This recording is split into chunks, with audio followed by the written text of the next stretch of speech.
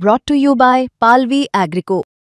पालवी ॲग्रिको, भारताचा पहिला AI तंत्रज्ञानावर आधारित B2B आणि B2C ई-कॉमर्स प्लॅटफॉर्म. शेतीसाठी जे काही लागणार थेट तुमच्या बांधावर पोहोचणार, मोबाईलच्या एका क्लिकवर.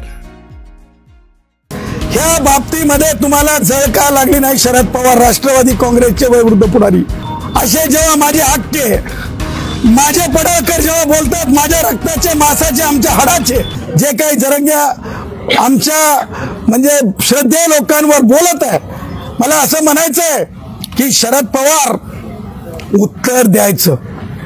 माननीय मंत्री छगन भुजबळ साहेबांना जरंगे हाणून पाडून बोलला. ह्या बाबतीमध्ये तुम्हाला जळ का लागली नाही? शरद पवार राष्ट्रवादी काँग्रेसचे वयोवृद्ध पुढारी तुम्हाला जळ का लागली? तुमच्या मराठ्याच्या एखाद्या पुढाऱ्याला माझ्या अनेक वर्ष, अनेक दशक ज्यांनी सोसलं, असे जेव्हा माझे हक्के, माझे पडळकर जेव्हा बोलतात माझ्या रक्ताचे, मांसाचे, आमच्या हाडाचे, राजकारणाचे नाही, माझ्या रक्ताचे, मांसाचे, हाडाचे, तेव्हा तुमचा फोन कसा उचलला गेला.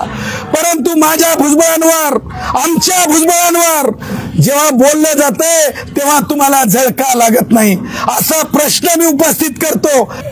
अंदर क्या है बाहर क्या है? अरे अंदर क्या है बाहर क्या है ये दुनिया जानती है, ये पब्लिक है, सब जानती है. सुप्रिया ताई, वोट तो धनगर के भी चाहिए और वोट तो मराठों के भी चाहिए, इसलिए राजनीतिक बातें करती है. मेरी सुप्रिया ताई मेरी बहन है, ये पब्लिक जानती है अंदर क्या है बाहर क्या है. राजेश टोपेंच्या बाबतीत सांगायचं झालं तर तुम्हाला सांगतो, राजेश टोपेंनी कधीतरी उदार अंतकरणाने समोर येऊन सांगावं की ते किती टक्क्यापर्यंत जरंगेच्या आंदोलनाला सपोर्ट करतात.